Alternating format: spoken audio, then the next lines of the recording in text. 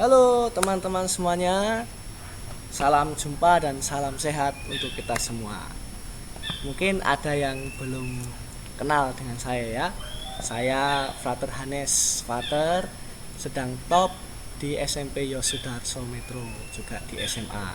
Nah, kita kembali dalam pelajaran pendidikan agama Katolik dan budi pekerti. Kalau kemarin itu kita belajar bersama dengan Pak Tamtam, mulai minggu ini Frater akan meneruskan pelajaran kita yang sudah dimulai oleh Pak Tamtam separuh semester yang lalu. Nah, profisiat untuk teman-teman semuanya yang sudah menjalankan PTS. Semoga hasilnya memuaskan. Dan bagi yang belum mendapatkan hasil yang memuaskan, jangan menyerah. Masih ada kesempatan besar untuk berhasil dalam pelajaran ini. Nah, kemarin kita sudah melihat bersama Pak Tamtam materi terakhir kita mengenai aku mempunyai kemampuan. Nah, pada minggu ini kita akan mendalami tema yang baru, yaitu kemampuanku terbatas. Nah, teman-teman yang terkasih, yang dicintai dan mencintai Tuhan, sebenarnya apa tujuan pembelajaran di tema ini?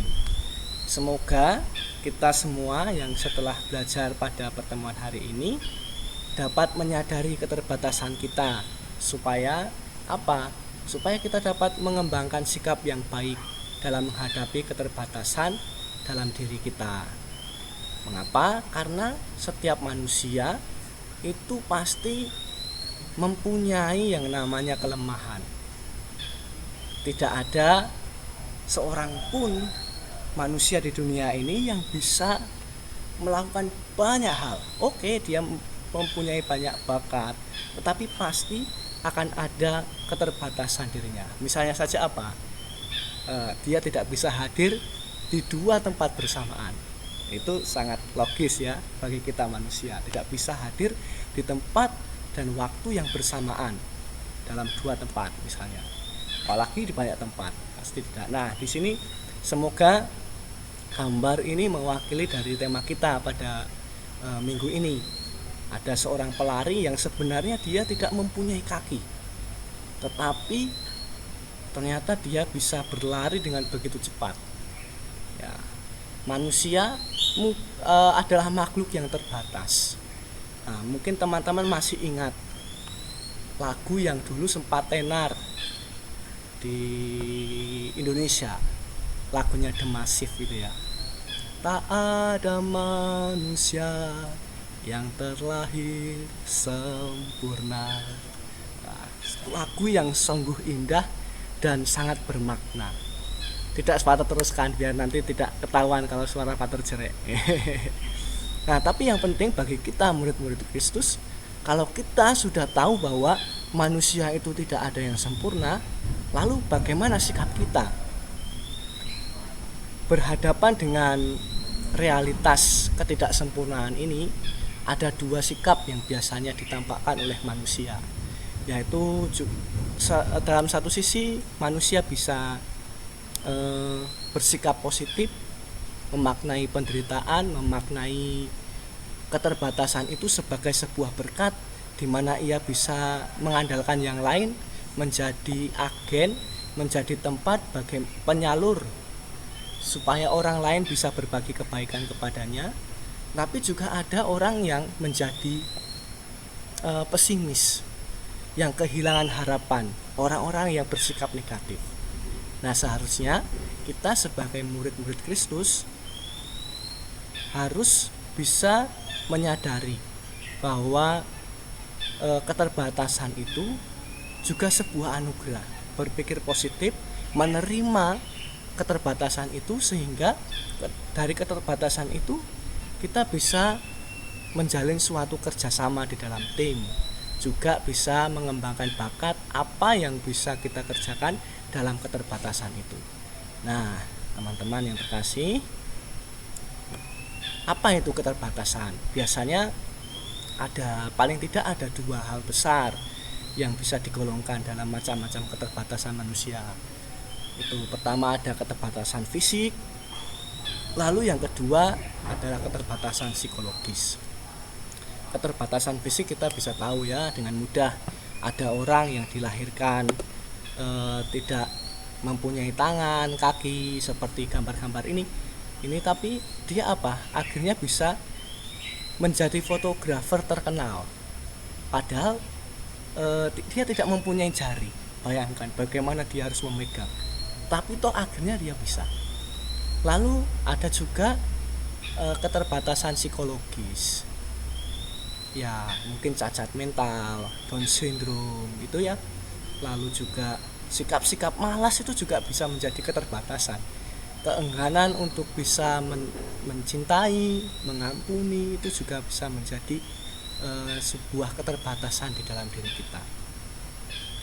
Nah, teman-teman yang terkasih, dari keterbatasan itu ada yang bisa diubah, ada yang tidak. Ya, yang tidak bisa diubah itu adalah tadi keterbatasan fisik. Kalau dia terlahir tanpa tangan, ya tidak bisa diubah dia menjadi mempunyai tangan. Lalu ada yang bisa diubah, misalnya sifat-sifat kita, karakter kita yang biasanya suka marah, itu sebenarnya bisa diubah dengan juga kemauan, tapi juga dengan komitmen, tekad yang besar. Nah, lalu pertanyaannya, bagaimana cara mengatasi kelemahan kita itu? Ya kan? Kalau tadi kita juga bisa mengenal ada banyak kelemahan, keterbatasan di dalam diri kita. Lalu bagaimana mengatasi keterbatasan itu? Poin pertama yang Father ingin sampaikan kepada teman-teman adalah ini: mengenali dulu apa keterbatasan kita. Apa sih yang tidak bisa kita lakukan? Kalau kemarin kita bisa menginventaris hal-hal apa saja yang bisa kita lakukan karena kita mempunyai kemampuan. Nah, kali ini kita bisa melihat, teman-teman bisa menuliskannya itu, kelemahan-kelemahan, keterbatasan teman-teman itu dalam buku. Ya, kita merenungkan apa sih sebenarnya yang tidak bisa saya lakukan. Misalnya saya kurang pintar, saya tidak bisa main voli, saya tidak bisa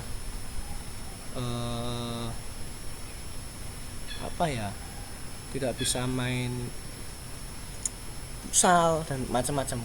Tulislah itu di buku teman-teman sendiri, tidak perlu dikumpulkan nanti. Tapi Father mengajak silahkan teman-teman mengambil waktu sejenak nanti setelah pelajaran ini silakan mengambil waktu sejenak untuk merenung, apa sih keterbatasan yang ada dalam diriku, dan tulislah itu di dalam buku teman-teman, supaya tidak lupa, juga bisa mengalami proses yang selanjutnya. Nah, lalu setelah mengenali keterbatasan kita, apa yang langkah selanjutnya? Salah satu yang bisa kita lakukan juga ini bisa dialami oleh banyak orang, dan banyak orang juga berhasil dengan melihat pengalaman orang lain. Kita belajar dari orang lain, entah itu pengalaman kegagalan, kekecewaan yang dialami orang lain yang bisa mengatasi keterbatasannya itu. Seperti tadi di halaman pertama di slide ini, Father menampilkan foto Nick Vujicic ya. Mungkin teman-teman sudah tahu, orang laki-laki yang tidak mempunyai tangan dan kaki, tetapi dia bisa menerima itu, dan bahkan saat ini dia menjadi salah satu motivator terhebat di dunia. Banyak orang terinspirasi dari apa yang dia katakan, dari pengalamannya. Nah, lalu di sini juga ada pengalamannya yang namanya Louis Braille ya. Semoga Father tidak salah membaca ini. Louis Braille. Dia sebenarnya dilahirkan normal, tetapi sejak umur 4 tahun matanya itu tertusuk jarum dan membuat ia buta akhirnya. 4 tahun, bayangkan, kita bisa membayangkan 4 tahun anak kecil berusia 4 tahun dan harus hidup berapa tahun lagi dengan mata yang buta. Lalu pada tahun 1821 ia masuk ke sekolah tunanetra, sekolah yang khusus untuk mereka yang tidak bisa melihat. Nah, di sana ketika ia itu terinspirasi dengan kunjungan para prajurit TNI, ya mungkin TNI gitulah ya, dan mereka itu memperkenalkan huruf-huruf dengan titik. Nah, lalu si Braille ini berusaha untuk menciptakan suatu metode membaca lebih singkat yang bisa dia lakukan, yaitu dengan hanya menggunakan 6 titik. A, B, C, D itu kalau kita itu dengan kayak yang bisa melihat itu hurufnya. Nah, si Braille ini menciptakan huruf-huruf khusus untuk mereka yang tidak bisa melihat dengan titik-titik itu. Nanti kita akan melihat seperti apa titik-titiknya itu. A dengan B itu beda, A dengan Z apalagi juga beda. Nah, sampai sekarang itu metodenya itu dikenal dengan tulisan Braille dan digunakan di banyak tempat, bahkan mungkin di seluruh dunia untuk orang-orang tunanetra, supaya orang-orang tunanetra yang tidak bisa melihat itu akhirnya bisa mengerti, bisa membaca, bisa mengerti dan memahami apa yang sudah terjadi di dunia. Nah, ini berikutnya ini. Nah, ini dia tulisannya Louis Braille ini. Metodenya A hanya 1 titik besar dan dengan 5 titik kecil dan sebagainya. Nah, lalu Pater ingin mengajak bagaimana sih, apa sih makna dari kisah Braille. Kita diajari dengan melihat kisah dari orang yang mampu mengatasi keterbatasannya itu, bahwa apapun keterbatasan dalam diri kita, bila disikapi secara positif dapat menjadi peluang untuk berkembang. Nah, seperti yang Pater katakan tadi, tentu ini tidak mudah, juga prosesnya tidak sebentar. Diperlukan keberanian, ketekunan, tekad yang besar juga, kemauan untuk berubah, untuk terlepas dari keterbatasan yang mengungkung kita, supaya kita bisa berkembang akhirnya di tengah keterbatasan itu. Ya, lalu selanjutnya, setelah belajar dari tokoh yang bisa kita jadikan inspirasi karena bisa mengatasi keterbatasannya, kita sekarang ingin belajar dari kitab suci. Weh, keren kan? Kita mau belajar dari para murid Yesus. Di dalam Injil Markus bab 4 ayat 35 sampai 41 itu mengisahkan para murid yang bingung, yang ketakutan, yang khawatir. Karena apa? Terjadi badai yang luar biasa di danau. Saat itu Yesus dan para muridnya sedang berlayar menuju suatu pulau gitu ya. Tapi di tengah jalan itu terkena badai. Para murid panik di dalam situasi yang seperti itu, dalam kepanikan, kekhawatiran itu. Para murid tidak bisa buat apa-apa. Ya bagaimana orang yang mengatur gelombang laut itu kan juga bukan mereka. Maka mereka tidak bisa berbuat apa-apa. Dan bahkan dalam situasi seperti itu, para murid ini sempat, ya dalam tanda kutip ya, menyalahkan Tuhan. Dengan ungkapan apa ini? Guru, engkau tidak peduli kalau kita binasa. Ya kan?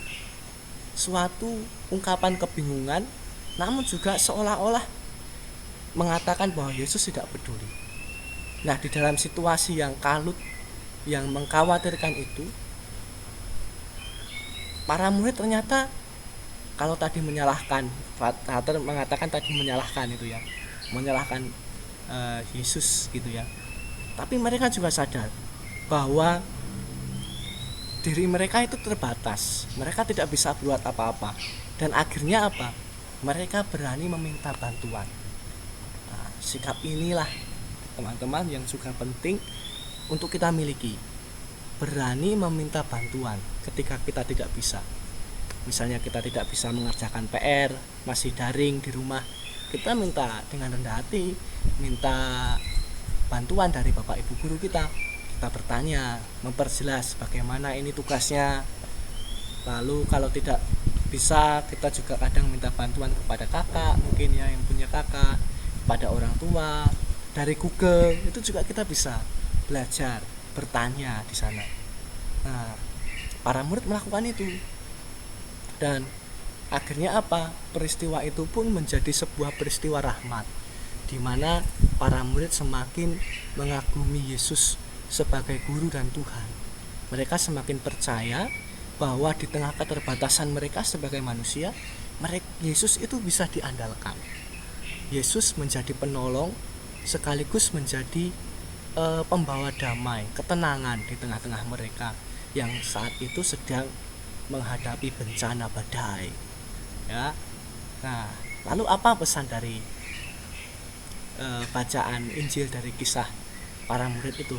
Nanti silakan dibaca sendiri ya teksnya tadi, Markus tadi 4. Yesus mengundang kita untuk saling bekerja sama, saling mengembangkan dan menyempurnakan. Kita bisa melihat dulu ketika di seminari itu ada yang namanya Bruder Adolphus. Bruder Adolphus dia katanya itu suka main bola, dan dia selalu ikut main bola dengan para seminaris. Nah, apa yang selalu terkenang di dalam benak seminaris waktu itu yang sekarang sudah menjadi Romo? Vater tidak tahu Bruder Adolphus itu, tetapi Vater tahu sekali ceritanya. Karena apa? Banyak orang terkesan dengan Bruder Adolphus, dengan gayanya, juga dengan kata-katanya ketika bermain bola. Apa yang Bruder Adolphus katakan? Ojo dewe-dewe, jangan sendiri-sendiri, main tim. Kita bermain tim gitu kan. Kalau main sepak bola itu hanya sendiri-sendiri, ya mending semuanya dapat bola satu-satu. Tapi itu bukan permainan sepak bola. Permainan sepak bola sungguh menjadi permainan di mana orangnya sungguh saling bekerja sama untuk bisa melepaskan, menendang bola itu masuk ke gawang lawan, dan di situ dibutuhkan kerjasama satu sama lain. Nah, ini gambar ini salah satu orang yang sangat inspiratif bagi Frater, juga mungkin untuk teman-teman. Namanya Salva Hussein. Apa istimewanya dia? Dia ini adalah satu-satunya perempuan, bukan satu-satunya orang, satu-satunya perempuan di dunia ini yang hidup tanpa jantung. Bayangkan, hidup tanpa jantung yang sangat vital dalam diri kita. Kalau kita tidak punya jantung, pasti mati. Dan orang ini bisa hidup tanpa jantung sejak ia melahirkan anaknya yang kedua sampai saat ini. Kalau kita melihat fotonya ini ya, ini dia senyum ya, senyum bahagia sepertinya, walaupun sebenarnya hidupnya itu di ujung maut. Kalau tas yang dibawa oleh Salva Hussein ini adalah jantung buatan untuk dirinya. Beratnya itu kalau tidak salah 6,8 kg. Ya, 6,8 kg. Dia harus selalu menggendong tas itu kemanapun dia pergi. Dan juga ketika mandi. Karena apa? Karena kalau dia tidak memakai tas itu, hilang nyawanya, mati, hidupnya diambang kematian. Tetapi dia masih bisa tersenyum, masih bisa menikmati hidupnya, menjalani hidupnya dengan penuh makna. Nah, kita kadang mengeluh gitu ya teman-teman, wah aku diputus pacar, sepertinya sudah dunia ini hilang. Lalu kita putus asa, dan tak jarang juga yang akhirnya bunuh diri. penderitaan, kekurangan kita ini sebenarnya belum seberapa dibandingkan dengan banyak orang di luar sana. Dia, Salva Hussein ini, tidak mempunyai jantung, dan dia berani menjalani hidupnya tanpa kenal lelah. Menjadi contoh bagi kita bagaimana menjalani hidup kita di dunia ini, menjadikan diri kita semakin bermakna. Salah satu kalimat menarik yang bisa Father bagikan kepada teman-teman. Father pernah membaca, entah di buku apa, tapi Father masih ingat sedikit-sedikit. Kalau kita mempunyai tangan yang bagus, menjadi sesuatu yang wajar kalau kita bisa menghasilkan karya yang bagus pula, yang luar biasa. Itu biasa. Tetapi kalau kita mempunyai tangan yang kurang sempurna, tetapi dapat menghasilkan karya yang luar biasa, itulah keajaiban. Dan di sanalah kita sebagai orang Kristen tidak boleh kehilangan harapan, karena Yesus juga hadir. Dalam bulan ini kita merenungkan Yesus sebagai sahabat bagi kita dalam menjalani hidup ini. Di tengah kekurangan kita, di tengah penderitaan kita, Yesus hadir sebagai Tuhan sekaligus pembawa damai bagi kita. Jangan takut, mari kita terus berani untuk berjuang, mempunyai tekad teguh untuk mengatasi keterbatasan kita dengan melakukan apa yang semaksimal mungkin yang bisa kita buat. Nah, teman-teman, di akhir pertemuan ini kita akan melihat, ini mungkin tidak menyenangkan bagi teman-teman ya, ada tugas ya, tapi tugasnya tidak berat kok. Ini Father ingin mengajak teman-teman untuk belajar dari orang-orang yang berhasil mengatasi ketidakterbatasan itu. Banyak hal, banyak contoh bisa kita sebut. Tadi ada Niki tadi ya, ada si Nick Vujicic yang tidak punya tangan, tidak punya kaki, tapi bisa menjadi motivator yang luar biasa di dunia ini. Ada Salva Hussein, ada mungkin juga Ucok Baba gitu ya, Ucok Baba yang badannya kecil seperti itu, tapi dia sangat pede sekali dan akhirnya bisa menjadi artis yang berhasil. Tukul Arwarna itu juga bisa menjadi inspirasi bagi kita. Dia sangat menikmati pekerjaannya dengan mengandalkan mulutnya, mulut yang sebenarnya jelek ya, tapi menjadi sesuatu yang lucu gitu ya, menghibur kita, dan dia pun bisa terkenal dan berhasil gara-gara mulutnya itu menghasilkan uang.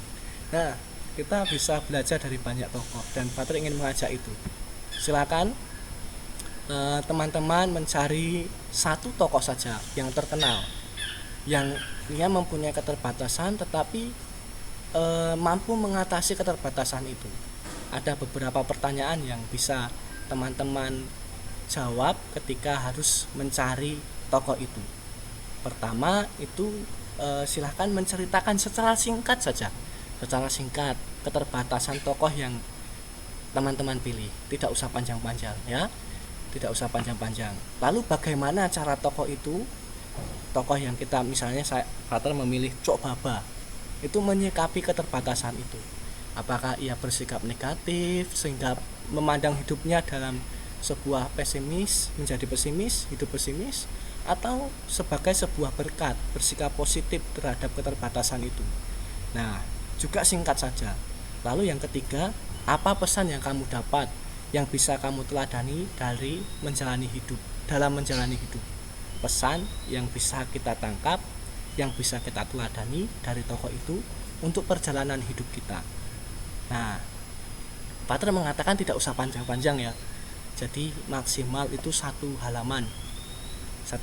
Silakan teman-teman itu menuliskan, kurang tidak apa-apa, itu maksimal ya tadi. Kurang tidak apa-apa.